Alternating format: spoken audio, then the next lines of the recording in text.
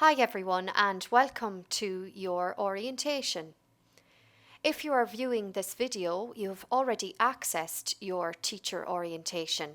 However, I'm going to bring you through the orientation in this video so that you fully understand how to navigate.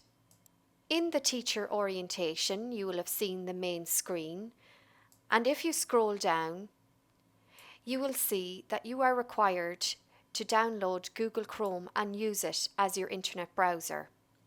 Please note that you can click here to download Google Chrome. You will also need to enable pop-ups in order to view the Mooc content. So click here if you need instructions on how to do so. Please note that the e-moderator will be available on the following email address.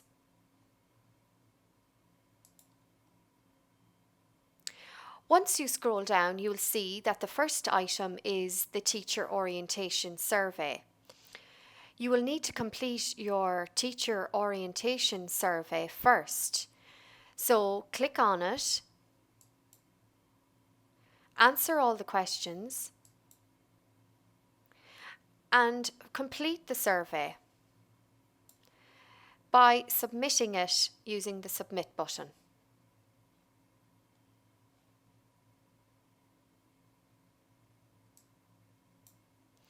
Once you have finished doing so, you will see that the tick box to the right-hand side will be automatically ticked.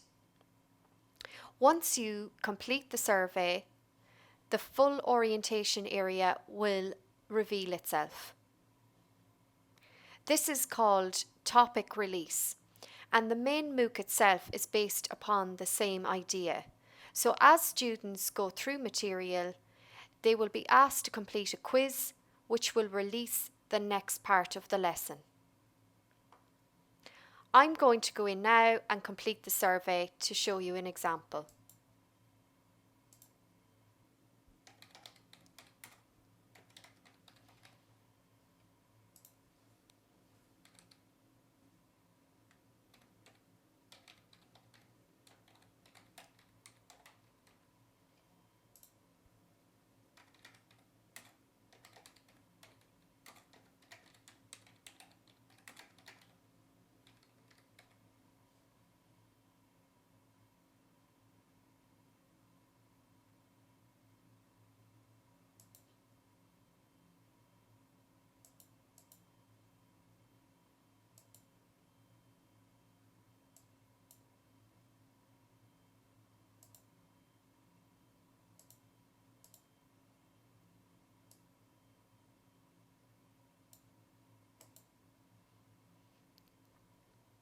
Just click on the Continue button and then you will see what you answered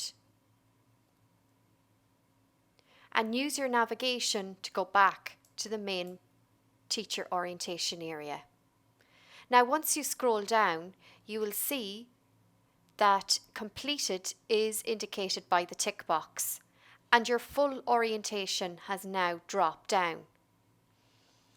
So you will see we have given you access to intro videos for yourselves, for your students, a little intro video on digital badges.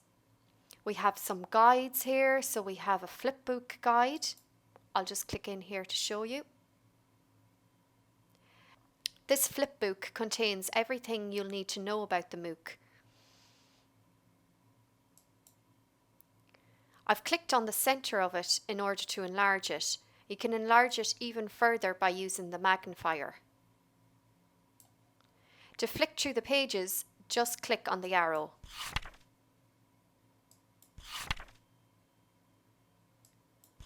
It's very important that you understand what's involved in this Mooc, how it will benefit you and your students, and what your role is in particular.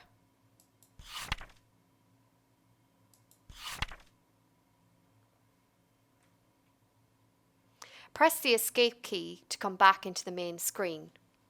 Use your breadcrumbs again to go back to your teacher orientation. Scroll down and you will see that the flipbook now has a tick box, indicating that you have viewed the flipbook. There is also a Mooc Reference for teachers, which could take you about 20 minutes to read. It may take far less than this duration. This is just a simple indication. To navigate through the book, just use the table of contents, or as you are reading through the pages, click on the arrow keys.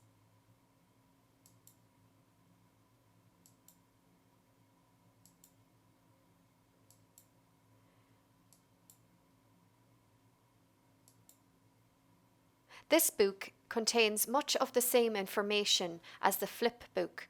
However, it will be easy for you to use it as a quick reference. If during the Mooc you are unsure about anything, you can simply click on the book, go through the table of contents and find the exact page that you need to use if you are unsure about anything. Use your breadcrumbs again to bring you back into the teacher orientation. Scroll down and you'll see that it has not been completed yet, as I have not gone through all the pages in the book. Next you will see Mooc durations and timeframes. This is for the teacher facilitated Mooc. The next link is for the self-directed learner. So you can compare and contrast how long it's going to take you to carry out the Mooc. Have a look at the timeframes that are involved. As you can see, week 0 is this orientation area that I am describing right now. Next, you'll see that the students will have to carry out an orientation, which will take them 45 minutes. What we're doing right now is preparing you before your students even take their orientation, so that you can help them through theirs. Week 1 contains the Discover Learning module, an online survey, and also you will be asked, and also the students will be downloading their digital badges. This all takes around 2 hours and 7 minutes. It could take less time, it could take more time. There are also optional classroom activities. There are 5 of these. These are completely optional to you as the teacher. You can use one activity or you can use all 5. See where time permits. Following up from the Mooc, we will be conducting a focus group. This is face-to-face discussions so that we can take the information from the online surveys and discuss that information with you to find out more. If you scroll down, you'll see there is a greater breakdown of what's involved in the Mooc and the durations. So as you can see, week 0 is an orientation. It will take the student 45 minutes. However, there is also a classroom activity which is completely optional but will take around 10 minutes. You can also reduce the time. We have indicated 10 minutes, you could take 5 minutes. Click on the optional classroom activity, read what it's about during this orientation, and decide from there whether you're going to use any of these activities. Week 1 contains an online lesson of 25 minutes, plus there is also an optional classroom activity, which you may or may not decide to use that week. Lesson 2 contains online material taking 16 minutes, with an optional classroom activity taking 10 to 15 minutes. Again, you can reduce down this optional classroom activity to suit your requirements. Lesson 3 will take around 32 minutes, and again there is another classroom activity which is completely optional. And lesson 4 takes 29 minutes with another activity lesson, with another optional classroom activity which will take between 5 and 10 minutes depending on what time you have. The online surveys are conducted after the Mooc and they take around 10 minutes. That's 10 minutes for the teacher and 10 minutes for the student.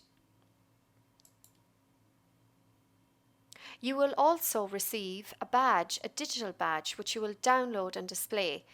This will take about 15 minutes, depending on your experience with badges previous to this. Again, as I've mentioned earlier, the Mooc feedback will involve teachers and students, and this will take about 30 minutes. This will be conducted after the Mooc.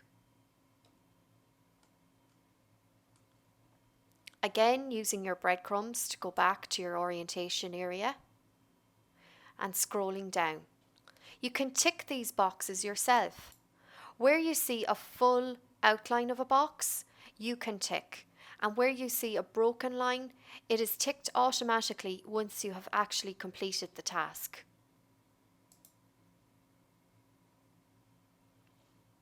There is a support area, which is basically an online forum where you can ask any questions that you have. I mentioned previously the email address which you can use, but also you may be able to help each other if you click on the forum, add a new discussion topic, and if there is a particular question that you have, type it in. Once you post to the forum, it's there for other teachers to view, as well as the e-moderator. So if you see a question that you can answer, feel free to do so. If you post a question, the e-moderator will wait until anyone who wants to discuss the topic has done so, and then they will be able to answer your query. This is not where the orientation stops.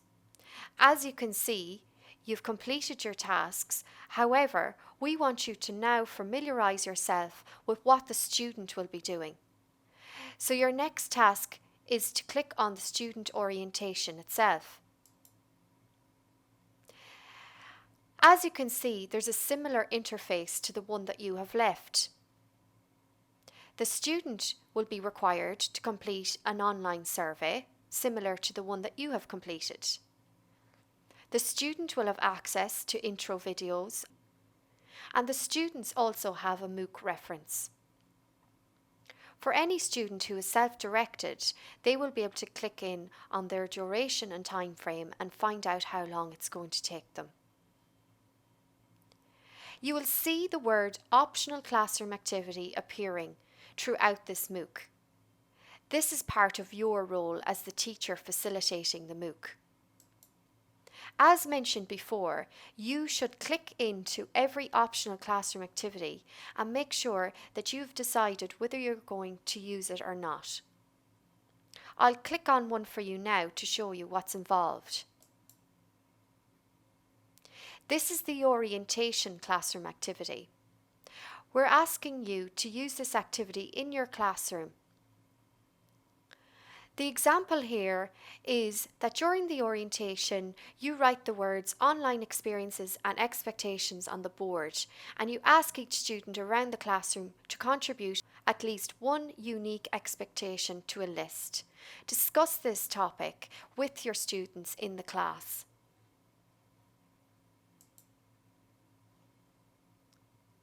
As you can see, the optional classroom activity appears usually before an e-Tivity or the end of lesson quiz. This is so the students feel prepared for what's ahead. By discussing a particular topic, they have some ideas going forward.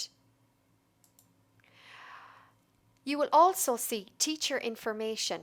That's there for you, the teacher, to read before the students continue on to do an activity or an e-Tivity.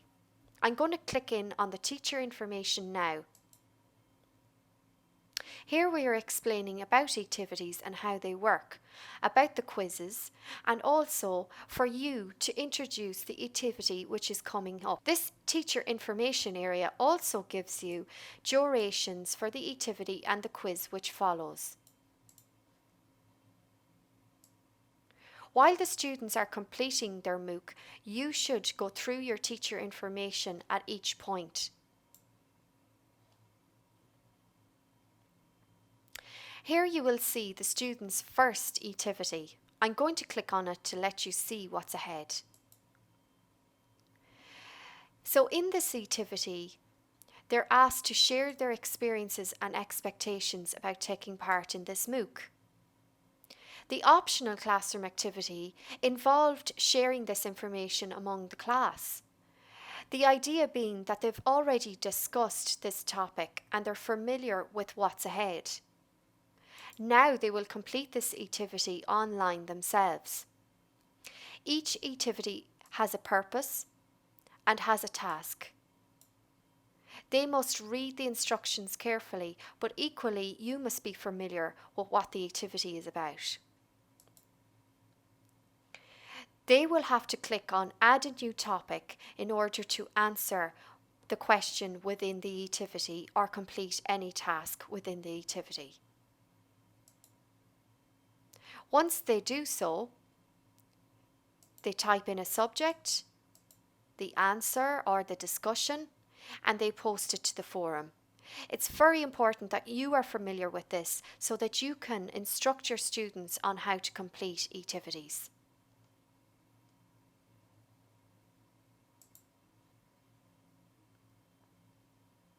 There is also an orientation quiz.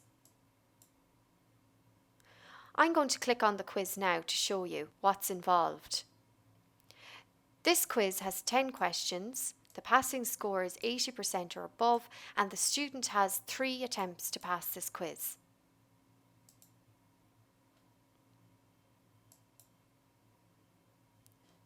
Once they have gone through all 10 questions and clicked in their answers,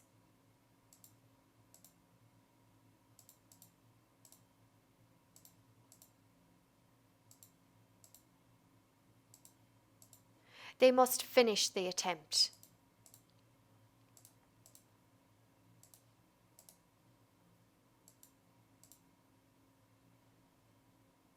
So submit all and finish is the button that they need to click.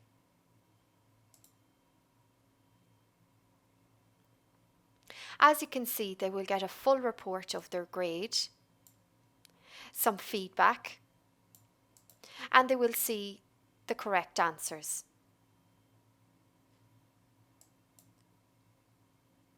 Once they've finished that review, they can re-attempt the quiz again. Remember, they need to score 80 or above in order to pass.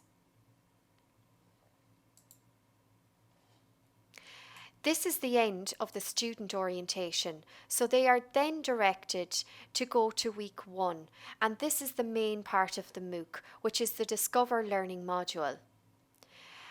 Our advice is to complete the orientation with the student in week 0, and week 1 is spent carrying out the actual Mooc. So here we are in week 1 Discover Learning module. Again, the interface will look very similar to the orientation, with an email address support at the top. As you can see, the Mooc is divided into 4 lessons.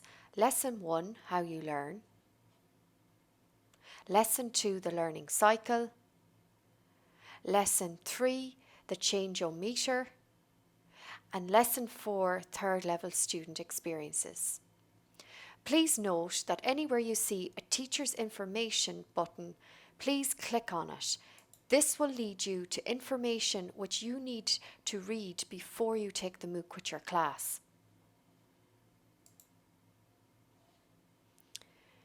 You will also see Tivities. These are online collaborative activities which your class will participate in. At the end of the Mooc, there is a survey, one for you, the teacher, to complete and one for the students to complete. Once all of the Mooc is completed, you, the teacher, will be awarded a digital badge. All your students who have completed will also be awarded a digital badge. You will be able to display this digital badge on social media, on your school website, etc. We sincerely hope that you enjoy using this Mooc, that you find it beneficial in the classroom, and that you're able to help us with feedback that we need in order to evaluate the Mooc and its contents.